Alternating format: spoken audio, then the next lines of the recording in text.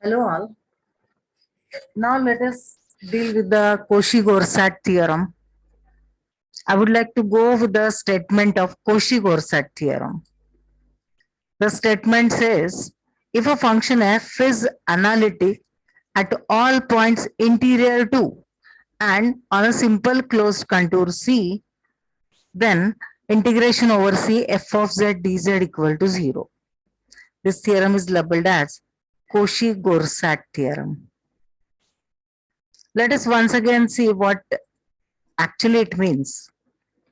So your f should be analytic at every point on the contour. Contour should be a closed contour. It should be simple. And within the contour also, at every interior point, the function must be analytic. If so, the integration becomes 0. This is the result that we are getting by Cauchy Gaursat theorem.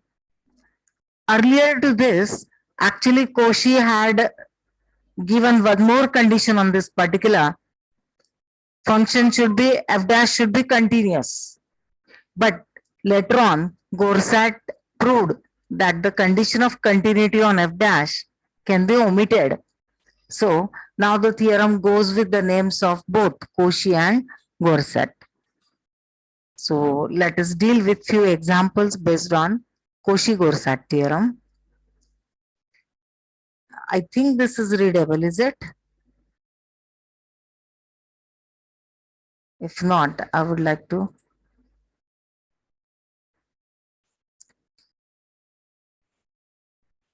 Is this readable?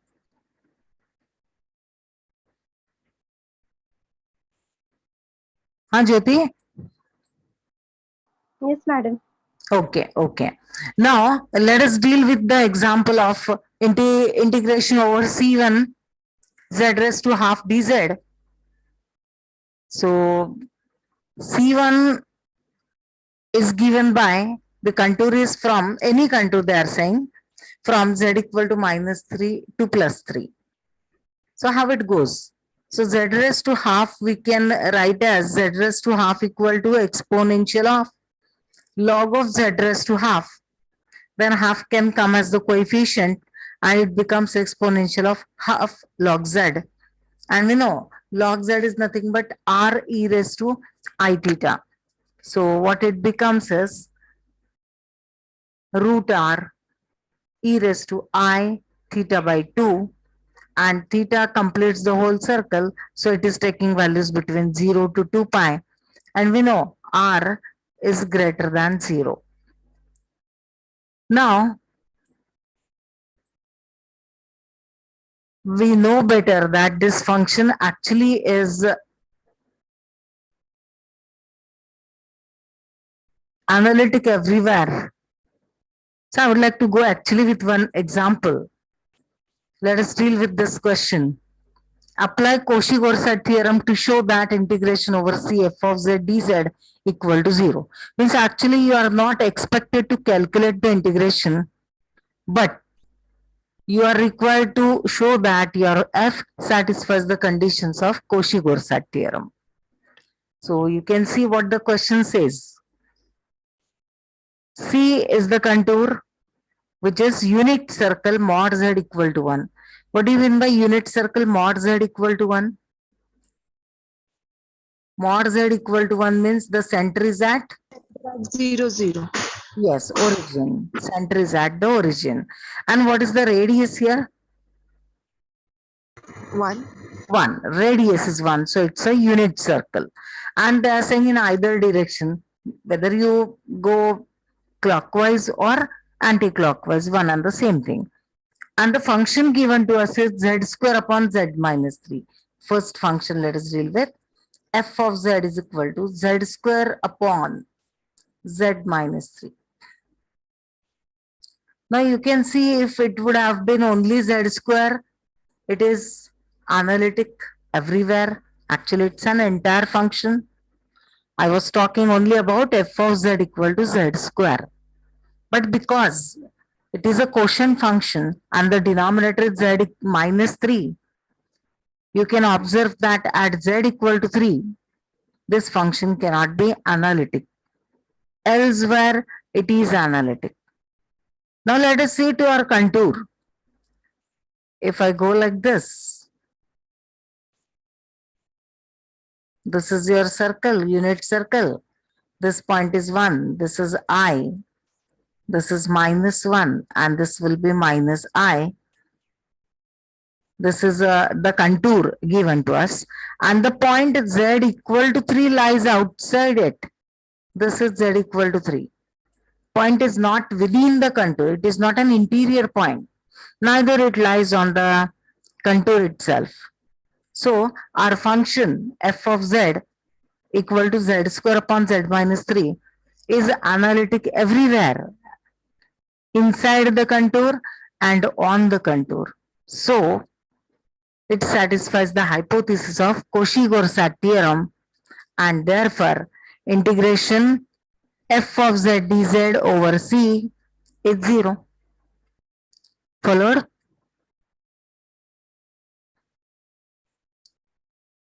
Are you getting my point? I would like to repeat. F of z actually should be analytic within and on the contour. I have shown you the contour is nothing but this circle C. It's a unit circle.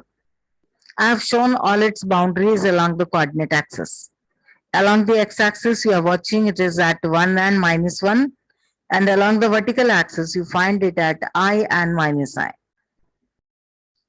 And the point where it fails to be analytic is outside. It is not an interior point. So I can say my function is analytic at every interior point and also on the boundary also. And that is why the hypothesis of Cauchy Gaursat theorem is satisfied. What is the hypothesis? You can check once again. F is analytic at all points interior to and on a simple contour C, then the integration will be 0. So our integration will be surely 0. Followed it? So I would like to have thumb over here. Okay, only one. Okay, second, third.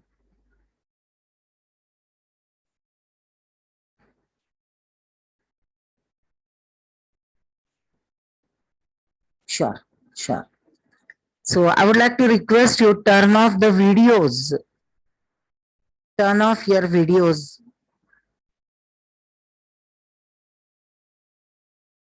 Simran, turn off the video.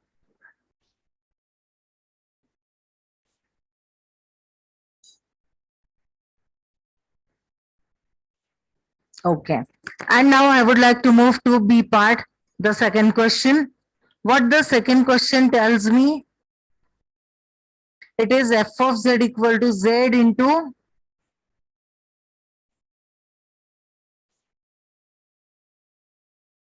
e raised to minus z. F of z is equal to z into e raised to minus z. And the contour is the same one, so I won't rub it. What you have is f of z is equal to z times e raised to minus z. So you know very well z itself is analytic everywhere along the entire plane. And talking of e raised to minus z, it is also analytic everywhere. We know that e raised to z is never 0. Therefore, e raised to minus z will not cause any trouble to us. And that is why our function is analytic everywhere. So it is analytic within the contour also and along the contour also. And that is why integration over C f of z dz will be 0. So in both the cases, we have seen that the function is analytic within and on the contour. So it becomes, I think it satisfies the hypothesis of Cauchy Gaursat theorem, and the integral becomes 0. Can I proceed? Are you satisfied with this answer? Yes, ma'am. Okay. Means irrational sir is analytic everywhere. Yes, we need to emphasize that our function is analytic everywhere. So actually by having z into e raised to minus z, what do I have? I have it like z upon e raised to z. And whenever there is denominator present like this, I need to ensure that the denominator is non-zero. So e raised to z is never zero as we know. So we don't have any trouble, and that is why the function is analytic everywhere. Followed it? Yes, ma'am. Okay.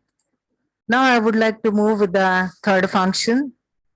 And what the third function says, it is f of z equal to 1 over z square plus 2z plus 2. So you just tell me when the denominator becomes 0. What are the points for which the denominator becomes 0? Z square plus 2z plus 2. So all of you know the formula, minus b plus minus under root. So what the z will be? It is minus 2 plus minus under root. Come on. B square 4 minus minus 8 it will be, 1 and upon 1 twice into 6. a, so it is upon 2. So what do I get? It is root minus 4. So root 4 is 2 and divided by 2. So 2's get cancelled, and directly we can say it is minus 1 plus minus I. Can I? Yes. So this is minus 1 plus minus I. Where will be this point? Minus 1 plus I. So I have minus 1 plus I here. You can watch it on the board. Are you finding the location? Real part Yes, is ma'am. minus 1 and imaginary part is I. So this point will be here. And minus 1 minus I you'll find over here. So both are outside. They are exterior points. So we don't have any trouble. Our function is analytic within, I mean at every interior point and on the contour also. So what I need to state over there, I'll first write this, then I'll say the denominator becomes 0 when z equal to this particular, that is z equal to minus 1 plus minus I. Draw this figure, show that the point minus 1 plus I is here. It is outside the contour, exterior point, and this point minus 1 minus I is also an exterior point, and that is why we don't have any trouble. Then you write the Cauchy statement of Cauchy Gaursat theorem.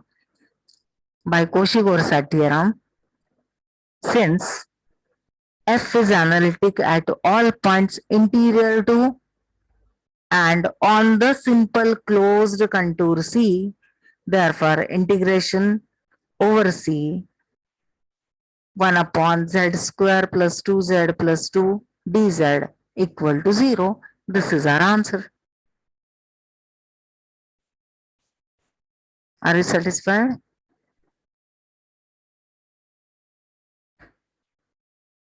Okay, one response I got. Second. Okay.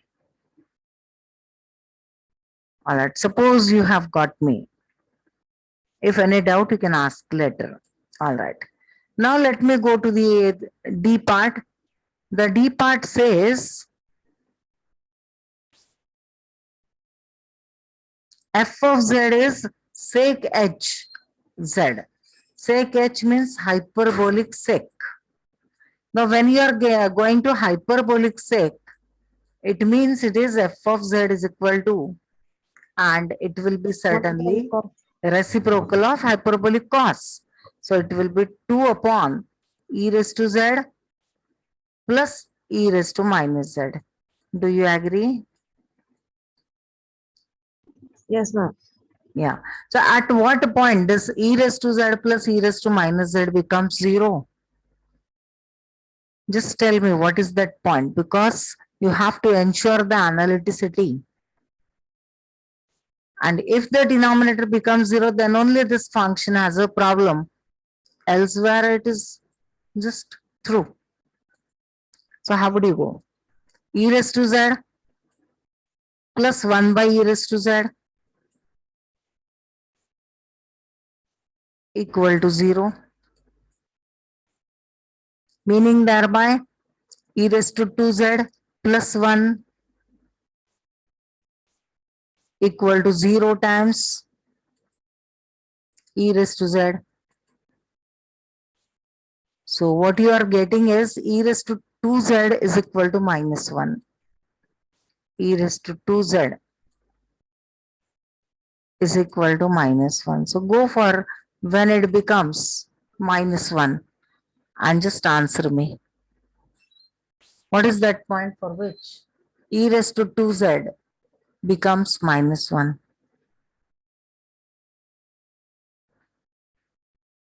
Or saying a reverse way, you can say the reciprocal of cos hyperbolic z. So when this cos hyperbolic becomes 0, at which point this hyperbolic cos becomes 0, that point will be troublesome to you. No point, ma'am. Are you sure? Yes, e raised to z never 0. Okay. So let us go to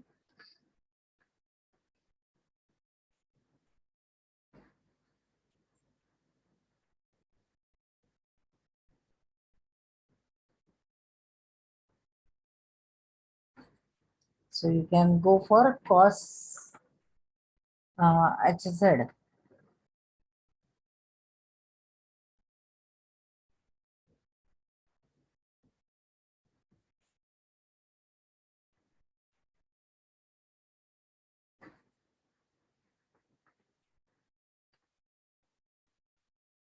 So it is not giving us any result over here as you are watching on this.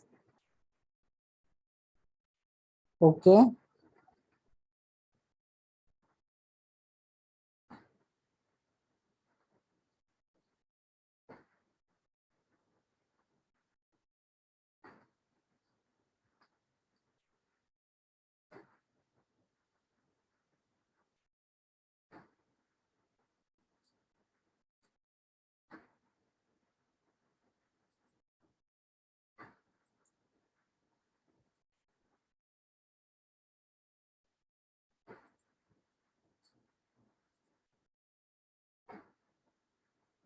So I think you are not watching anything on the screen. है ना? It's purely blank. Yes, ma'am. Okay, okay. So we don't find any point within this particular region, and so we say that for this f of z also Analytic. Cauchy Gaursat theorem works. Okay.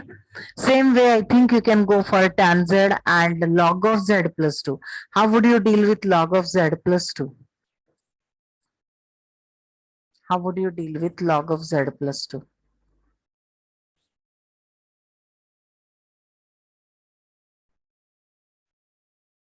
Yes, anyone?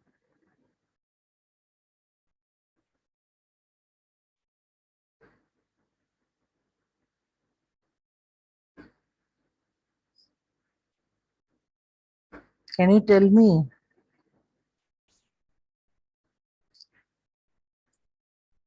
Your z is on the contour because you are going to integrate alongside the contour. So mod z, you know, is 1. If mod z is 1, what is z?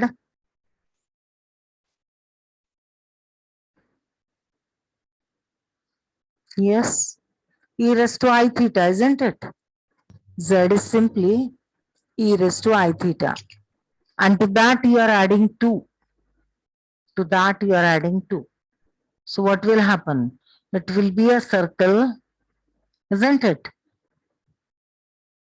So for some time, let me have this pending. I would like to tell it later. Okay. I would like to work on it. So up to this, I think you are satisfied. Yes, ma'am. Okay. So there is one request. You just take down those questions, solve in your notebook. If you solve on your own with the help of the video, it will be very, I think, helpful for the exam. Now I would like to move next. You can see this was our Cauchy Gaursat theorem. The proof of the Cauchy Gaursat theorem is excluded from the syllabus, so we won't deal with it. But now we are to go with the simply connected domains. What I mean by a simply connected domain? So, actually by connectedness, what we mean is, if I take any 2 points in the domain and join them by a line segment, the line segment should be back in my domain. Then I say it is connected. I should be able to join any 2 points within the domain by a part, I mean line segment of that domain, or you may have a chain of line segments. Now in this case, you see every simple closed contour C within it encloses only points of D. Outer points are not there. This is the meaning of simply connected. Now you just go to the annular domain, annular region. If I have this kind of thing, this is my one circle, and let me have another one here, and there is a hole within. So this kind of thing is not allowed. It is not simply connected. If I erase this one, you see now this is a simply connected region. Or if suppose you are having a region like this is also known as simply connected region. Okay, so it may have, you can see there is no other point. Outer point is not within the contour. This is what we mean. So domains that are not simply connected, so that will be called as multiply connected. So we'll go to multiply connected later, but I think you have understood what is the meaning of simply connected. You can see over here, there are few figures. There is also a simply connected. So you can see there can be infinite number of self intersection of points, but you can see this contour is a separate contour. This one is a separate one. Likewise, you can have union of separate contours like this. Okay. Now, let us go to the multiply connected domain. What I mean by multiply connected domain? So, domain which is not simply connected is called as multiply connected.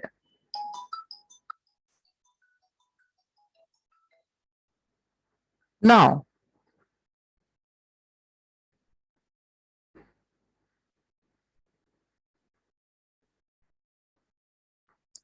so here you can see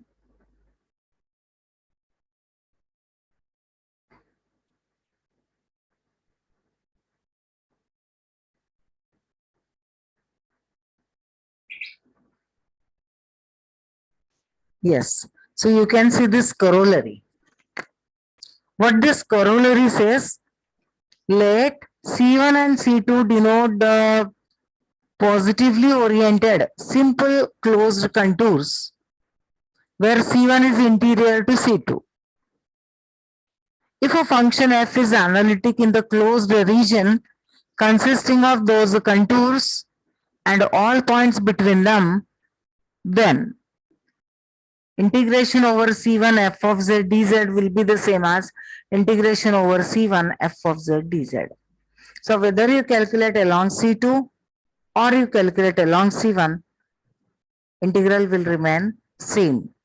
So this particular corollary will be referred as principle of deformation of paths. This corollary will be called as principle of deformation of paths. So I would like to suggest you just take a screenshot of this corollary.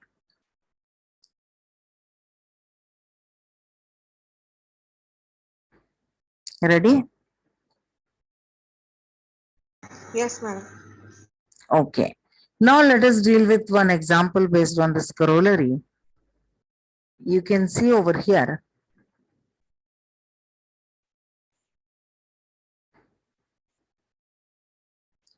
There are two paths shown. This point is 1. So passing through 1, there is a square formed and the direction shown here is anti-clockwise. I hope you can watch this. This is path C1. And outer one you are following, this is a circle of radius 4. Circle of radius 4 and centered at the origin.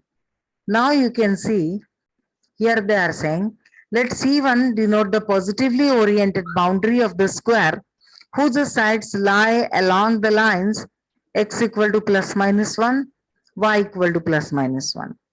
And C2 is positively oriented circle mod z equal to 4. By the principle of deformation of paths, point out y integration over C1 f of z dz is equal to integration over C2 f of z dz. And they have given us f of z 1 upon 3z square plus 1. F of z is z plus 2 upon sine of z plus 2. And the third one is f of z is equal to z upon 1 minus e raised to z. So what you are supposed to do is, you are supposed to integrate each of these along these paths and verify that the integrals are same. Whether you go along C1 or go along C2, the answer remains the same. So I would like you to do this. Do only the first one will do. So go with the first one only and show that the integrals are equal. Can you? Yes, ma'am. We'll try. Okay. So just take a screenshot, or otherwise I would like to give it straight away from the book. I'll open it in the book. If this is not clear, I would like to go with the exercises here and just take a screenshot of this particular. Yes. Now it is properly visible. Done?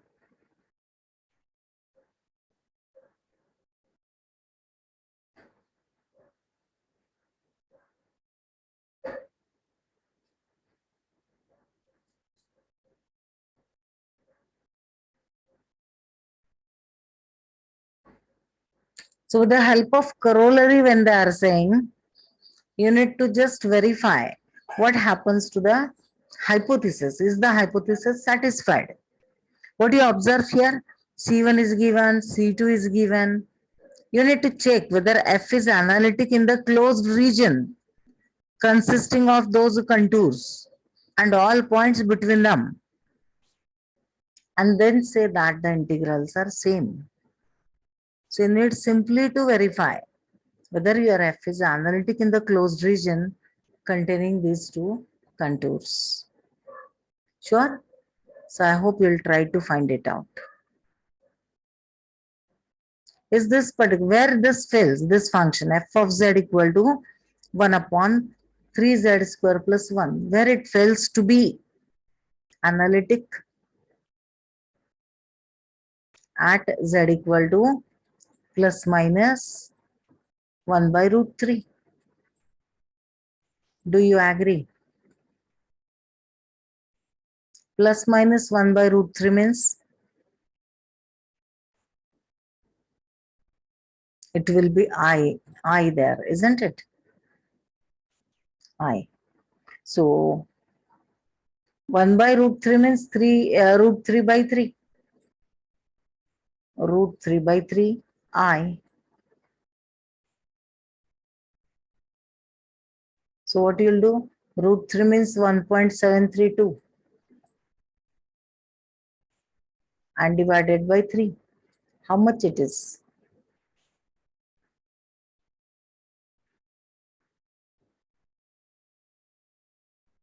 Yes, can you tell me?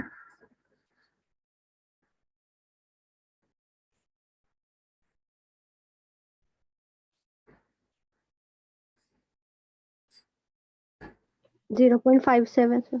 Yes, 0.577 I. There is I. And where this point will lie? Either here or here. If you take plus sign, it is in the upper part. And if you take minus sign, it is in the lower part.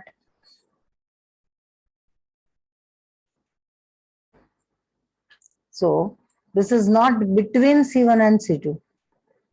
It lies within C1. It is enclosed by C1. but it doesn't lie between C1 and C2. So what you can say, the integrals over C1 and C2 must be equal by the corollary. And you may verify by actually conducting along this line segment, then this, and then back likewise. So that also you can do. So for the time being, we will stop here itself.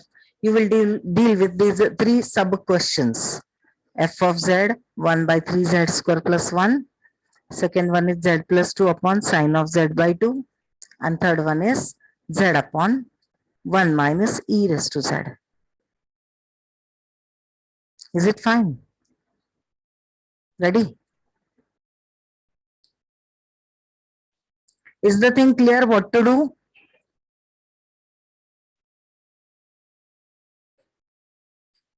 Yes, ma'am. Okay, okay. Then let us stop for the time being. Bye all. Thanks, ma'am.